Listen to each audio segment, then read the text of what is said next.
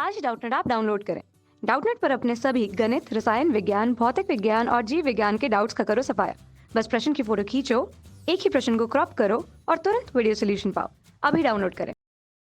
नमस्कार दोस्तों, दिया गया प्रश्न में यदि तीन परस्पर अपवर्जी घटनाएं की प्रायिकता क्रमशः 1-3p/3 तथा 1-p/4 तथा 1-2p/2 है, तब p के समस्त मानों का समुच्चय होगा। दोस्तों, विकल्प में दिया गया है 1, 2 तथा 3, 4 विकल्प दिए गए हैं। तब हम यहाँ से हल करते हैं और सही विकल्पों का चयन करते हैं। सबसे पहले दिया गया दोस्तों परस्पर 3 अपवर्जी तथा हम यहाँ से जानते हैं कि पहले वाले के लिए हल करते हैं 1-3p/3। प्रायिकता जो होता है दोस्तों हमारा 0 से 1 के बीच में होता है, तब हम यहाँ से इसे निकाल सकते हैं p का मान। यहाँ से तो हम लिख सकते हैं दोस्तों, यहाँ से ये 3 का दोनों तरफ गुणा करेंगे तो 0 से गुणा के 3 हो जाएगा। तब हम इसे लिख सकते हैं 3 ऋण 1 और ये इधर चले जाएगा तो ये ऋणात्मक का 1 हो जाएगा। तो यहाँ से जो p का जो मान आ जाएगा दोस्तों वो हो जाएगा ऋण 1/3 तथा ये 2/3 जो कि पहला समुच्चय होगा पहले प्रायिकता का। उसी प्रकार दोस्तों हम दूसरे के लिए हल करेंगे। यहाँ से दूसरे के लिए तो हो जाएगा, दूसरा दिया हमारा ऋण p 1/4 और यहाँ से ये प्रायिकता 0 से 1 तक होता है दोस्तों। तो यहाँ से हम निकाल सकते हैं, ये हो जाएगा हमारा प्रायिकता का मान जो हो जाएगा यहाँ से 0 से लेके p 1 ऋण p और ये यहाँ से 4 हो जाएगा। तो यहाँ से हम p का जो मान निकालेंगे दोस्तों तो हमारे पास जो p का मान प्राप्त हो जाएगा वो हो जाएगा यहाँ से ये ऋण 1 तथा ये हो जाएगा यहाँ से दोस्तों 4 ऋण 1 तथा ये ऋण p होगा। तब यहाँ से हम जो p का मान निकालते हैं दोस्तों समुच्चय, तो हो जाएगा ये p ऋणात्मक इधर गुना होगा तो दोस्तों ये हो जाएगा ऋणात्मक गुना 1 के बराबर तथा ये हो जाएगा ऋणात्मक 3।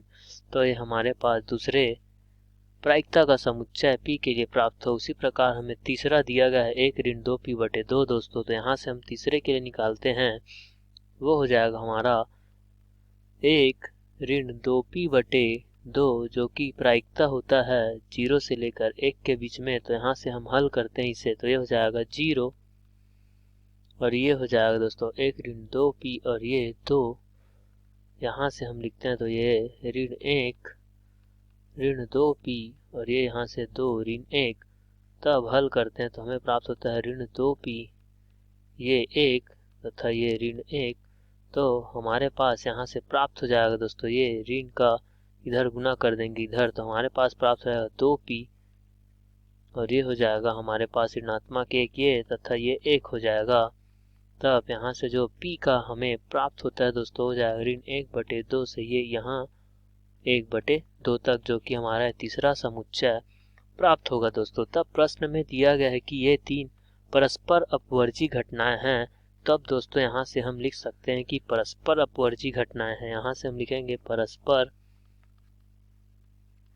अपवर्जी घटनाएं हैं तो तीनों प्रायिकता का योग यहाँ से हम देखते हैं तो ये हो जाएगा 0 के बराबर, 0 से बड़ा तथा 1 के बीच में आएगा दोस्तों तीनों के प्रायिकता का योग। तो पहला जो प्रायिकता था हमारे पास वो है 1-3p/4/3 था दोस्तों। यहाँ पर ये हो जाएगा 3 तथा दूसरा में दिया था 1-p/4 1-2p/2 दोस्तों। तब यहाँ से हम लघुत्तम लेते हैं तो हमें प्राप्त होता है, हम लघुत्तम लेते हैं दोस्तों यहाँ से तो 0 से लेकर 1 तक का होगा हमारा प्रायिकता। हम लघुत्तम लेते हैं तो 12 हो जाएगा। तो इसमें हम 4 का गुना करते हैं 1-3p धन इसमें 3 का 1-p तथा हम इसमें 6 का 1-2p और ये बटे में हमारे पास 12 हो जाएगा दोस्तों।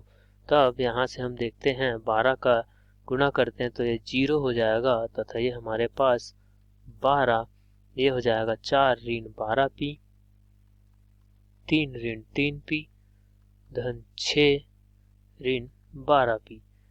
तब ये धन 12p हो जाएगा दोस्तों। तब हम यहाँ से देखते हैं कि ये 12p और ये 12p कट गया तो हमारे पास जो बचता है वो हो जाएगा 0 से लेकर हमारे पास 12 तक का प्रायिकता आ जाएगा 4-3-7 और ये हमारे पास हो जाएगा 4-3-7 6 13 और ये हो जाएगा हमारे पास ऋण 3p।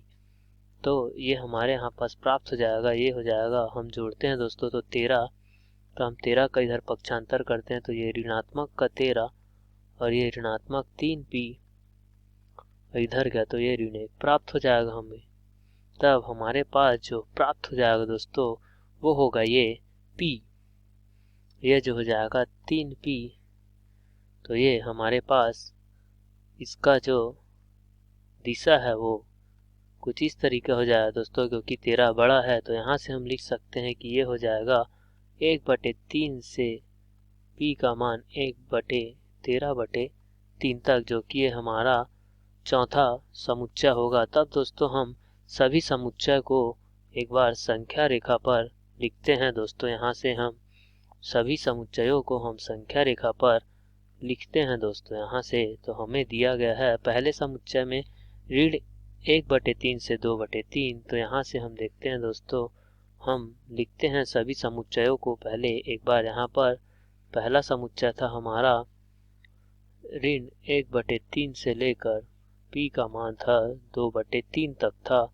उसी प्रकार हमारा दूसरा समुच्चय हो जाएगा दोस्तों, वो हो जाएगा ऋण 3 से 1 तक। तो यहाँ से हो जाएगा ऋण 3 से 1 तक का हो गया। और तीसरे समुच्चय का मान निकाले थे ऋण 1/2 से p का मान हो जाएगा 1/2 तक। तब हम यहाँ से देखते हैं दोस्तों, मान लिखते हैं, ये हमें सबसे पहले दिया गया है ऋणात्मक 3 तक। तो यहाँ से हम ऋणात्मक 3 पर जाते हैं तथा ऋणात्मक 1/2, तो ये हमारा ऋणात्मक 1/2 तथा ऋणात्मक 1/3, तो यहाँ से ऋणात्मक 1/3 और ये हमारा आ जाएगा धनात्मक में। धनात्मक में आ जाएगा हमारा यहाँ से 2/3 तथा यहाँ से 1/3 और 1/2 यहाँ पर होगा दोस्तों कहीं पर, तथा ये हो जाएगा हमारा 2/3 और 13/3। तब सबसे पहले दिया गया है दोस्तों हमारे पास इस वाले समुच्चय में ऋण 1/3 से 2/3 तक। तो हम यहाँ से देखते हैं कि ये ऋण 1/3 से 2/3 तक ये हमारा एक समुच्चय हो गया p का, तथा दूसरा समुच्चय दिया गया है ऋण 3 से 1 तक का, जो कि 1 हमारा यहाँ पर होगा दोस्तों, ये 1। तो यहाँ से हम देख सकते हैं कि ये 1 से ऋण 3 तक का ये हमारा समुच्चय प्राप्त हो गया। उसी प्रकार तीसरा दिया गया है दोस्तों हमें, ये तीसरा ऋण 1 से ऋण 2 1/2 से 1/2 बीच। तो ये हो जाएगा हमारा 1/2 से ऋण 1/2 के बीच में। और चौथा दिया गया है हमें 1/3 से 13/3 के बीच। तो हमारा जो हो जाएगा यहाँ से 1/3 से ये 13/3 तक। तब दोस्तों हम सभी में उभयनिष्ठ p का समुच्चय देखते हैं तो हमें प्राप्त होता है वो 1/3 से 1/2 के बीच में है। तब हम यहाँ से कह सकते हैं कि दोस्तों जो हमारा p का सही समुच्चय हो जाएगा वो 1/3 से 1/2 के बीच होगा, जो कि यह हमारा अभीष्ट हल या उत्तर होगा। तब दोस्तों हम यहाँ से विकल्प में देखते हैं तो हमें विकल्प नंबर 1 में दिखाई देता है, जो कि यह हमारा इस प्रश्न के लिए सही उत्तर है, विकल्प नंबर 1। आशा करता हूँ कि दोस्तों आपको यह प्रश्न का हल समझ में आया होगा। धन्यवाद। कक्षा 6वीं से 12वीं से लेकर नीट IIT JEE वो एडवांस के लेवल तक 1 करोड़ से ज्यादा छात्रों का भरोसा। आज ही डाउनलोड करें डाउटनेट ऐप या व्हाट्सएप करें अपने सारे डाउट्स 8400 400 400 पर।